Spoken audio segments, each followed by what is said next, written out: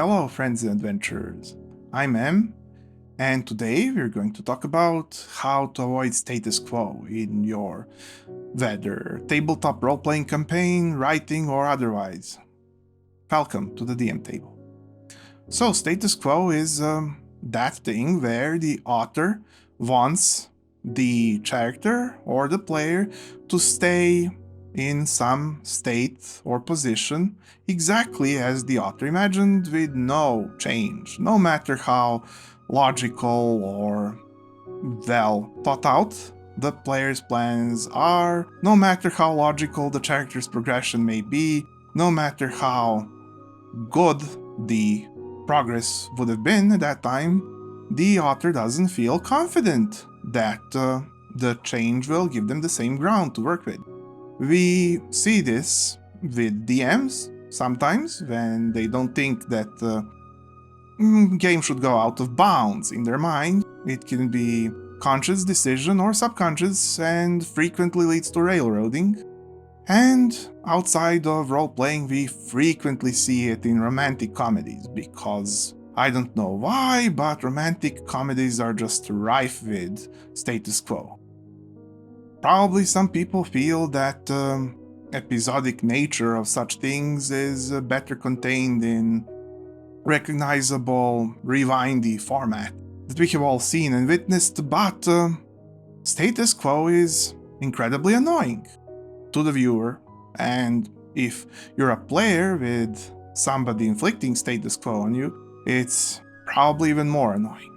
And we have that great example in Flintstones, which is a great animated series, but you know how many things happen, how much progress could there have been, and yet, no matter what, he's the main character, in case you haven't seen it, his life situation, especially his job and his amount of money at his disposal, simply his position in life never changes, essentially.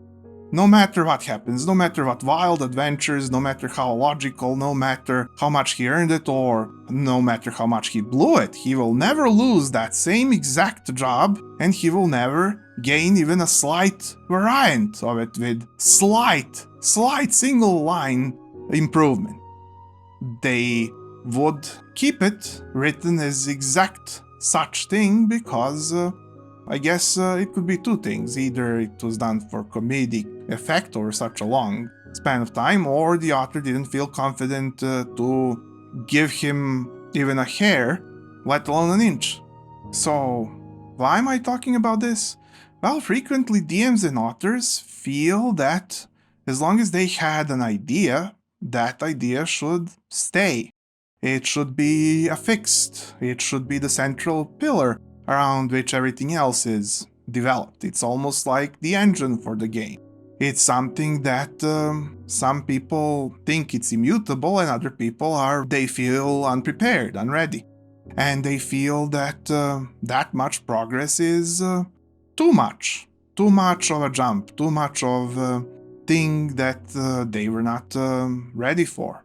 Even if it would be something very positive. I hear so many situations where a DM that has best interest in mind for his players still asks how they have defeated the boss by logic, and what do I do now? They should fight the boss. Well, sometimes you don't need them to fight the boss. And sometimes you want to reskin the whole quest, or remake it, or improvise. Sometimes you want to see what happens if they don't. If they worked for it, if they have expressed that they wanted to achieve this result, you might want to see what happens if they do something else. And now, if you're worried that there will be lack of challenge for the characters, just try to perceive which is the new alternative road and which challenge lies on it, because we lose so many good potential books, movies, series, and possibly campaigns because authors and DMs do not let themselves dream. They do not let themselves wish for it. They do not let themselves explore. After all, they have a tough job and they wonder, Should I even try to touch on the territory that I didn't even try to prepare, that I didn't even plan for, that I didn't even strive for?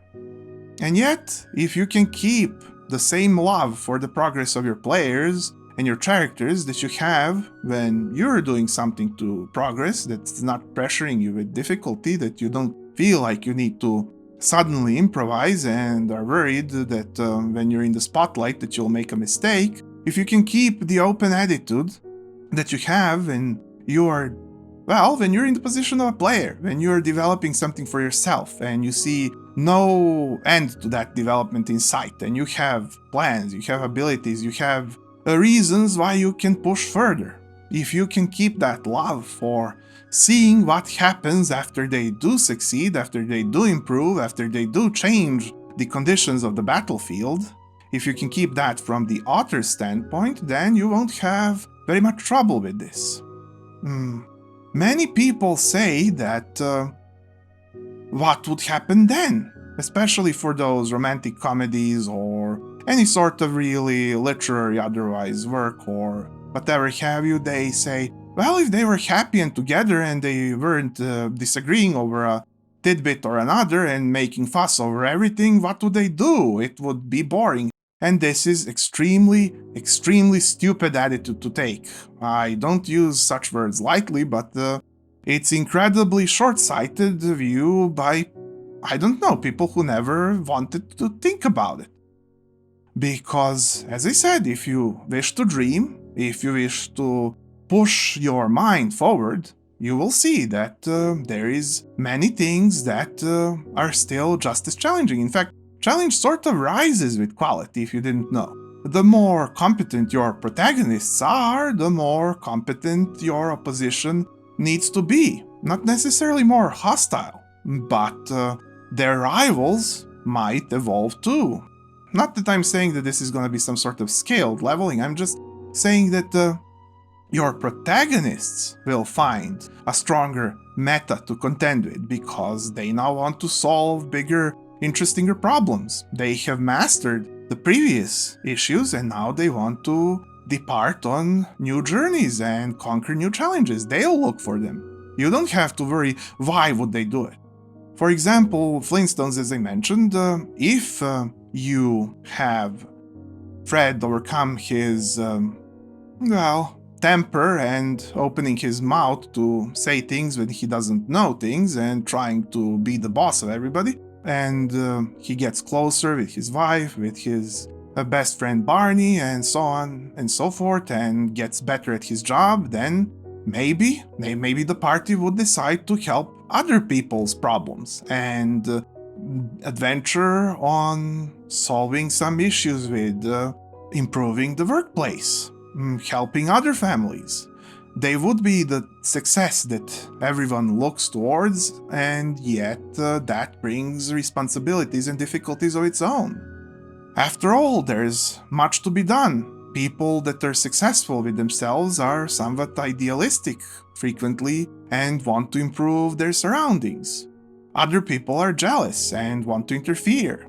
And then there are many other situations. If they ever get into more money, they get to do things with them, and things happen. The acclimatization, the mistakes, being new at it, and yet being a better couple that deals with being new is an interesting dynamic. If they ever lose on the job, they would be dealing with it, and yet they would be dealing with it as a better, interestinger couple. They would be finding alternate solutions. Maybe they would achieve something better, and then, well, in Flintstones fashion, the old boss would come begging for the successful worker to come back, and in new reworked idea for it, they would maybe come to some sort of a higher agreement, and things would flow forward yet again. No matter what it is, though, the party would be able to find themselves in engaging the world with more better abilities and ideas, and the world would present a larger stage because there is something always to be done in the world to improve it, and as I said, if you're enthusiastic to see rise of better, greater power, quality, ideas, interest, and performing all of that, watching your players, your characters perform their skills, their art, their interests. If you're interested, then you would want to see them succeed, yet you wouldn't either give them plot armor, nor would you assign them the status quo, because both of those things are a big pain. Nobody wants the supernatural hand of the author pushing in either direction too strongly. So I have gotten to talk about it a lot, but what I want to say to DMs as well as other types of authors, I want to say, do not overcontain yourselves. Do not think yourselves as weak and unable to work in a higher concept environment. Do not think that you're unready. You will be able to see what's logical, you will be able to perceive what happens, and challenge will be able to be found. Boredom won't come if you just keep at it and play, and the concept will be great as long as you have love for it, because better things, who would have thought, are actually better. So no need to worry about them being boring, no need to worry about them being less complex, no need to worry about them being less challenging, and whilst there is some concern about them being more challenging, at least we can take it as a healthy, brave challenge that we can proudly say that we did something more, that we did something far greater than many an example of an author before us, and have bravely stepped a foot forward in the journey to that advancement of character and plot, and not held back from both our and our protagonist's potential. So, after all that, what are my tips for avoiding status quo? Besides, don't do it, I guess, is what I was saying at length just now. Well, let yourself have fun. Improvise. Try to think ahead, and as long as you have that information that I just gave you, that there is something ahead that's really worth your attention, you're already pretty good, really. You now only need to sort of roll your perception, as it may be, and gain some inspiration, whether in preparation or at the time, improvising or pre-preparing, but at any rate, whether you have a lot of time to do it or not, as long as you watch for realistic outcomes and fantastic outcomes and challenges, as long as you follow what would be the logical, expected, yet uplifting or interesting or fantastical or realistic, as I said, thing that happens next, and more things, potentially. 2 or 3 things, 4 or 5 things, who knows how many things happen, but you can search for them. You can point yourself in the direction of what would logically occur. And if you think, well, things would settle down, then you think, okay, what happens on that new foundation? Who benefits, who loses out? Who wants more, who wanted less, and what happens? After all, this is a cycle of resources. When people advance to a new position, the position isn't a vacuum, things are there. So there are interests, and where there are interests, there are opposed interests. And so as soon as you find interests, as soon as you find sufficient amount of them, you'll find who opposes who, how they oppose each other, why is this happening, and how this flows further into a conflict. And don't forget, conflict isn't always some sort of simple thing where it threatens enmity, death, disease, loss. Yes, those are pretty common, but there is lots more conflict that can be had. After all, you can have all kinds of competitions, you can have all kinds of experiments, you can have all kinds of advancements, you can have all kinds of character development happen from any events. There is lots that conflicts, various threats that can be of various sizes that always lurk and are always noble enough to fight against. Well, you could say that any struggle to improve one's life is very noble by default, and I'm sure your protagonists and players will feel so because it's their life. And I'm sure any of observers will feel so if this is done with full seriousness, because they will also see so that it's the life of the characters, the protagonists, the players that they wish to defend, even from small things, even from different big things, even in new environments. So keep your eyes and your imagination open, probe, test, explore, and as always, ask your players questions. If you're a DM, you can at least ask your players what do they feel, what do they want, what do they strive for. As long as you check occasionally, you can figure out whether they would have fun with things or would they prefer something else, and therefore you would be concocting a different place, surrounding, scenario, the whole campaign would be different and be exciting. Try to be exciting with everything. Most things are as exciting and as interesting as there is feeling and depth in them. By depth here we would say complexity and reasoning.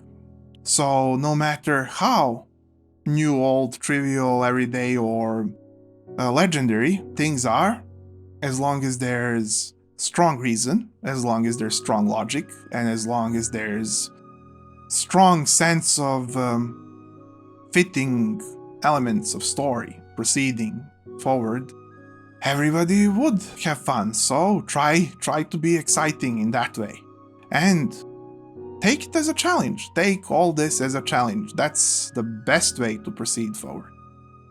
If you take it as a challenge, that already steals you for, well, being original, because that's why my advice here is a bit slim. You sort of need to be original to be original, right? Overcoming status quo is being original. It's being somebody who has progressed in new stages every time. So it's completely different than something that has been tried. It's something that has improvisation written all over it. So your results will be great, they will be interesting and new, and you will pluck the benefits and try to enjoy. Specifically, try to enjoy. That'll get you both into it and over it, and it'll work out that way. So, adventurer, if you thought this was unique, maybe you can spare me a click, and I could see you here perhaps next and every week. Until then, I wish you luck on your adventures. See you again soon.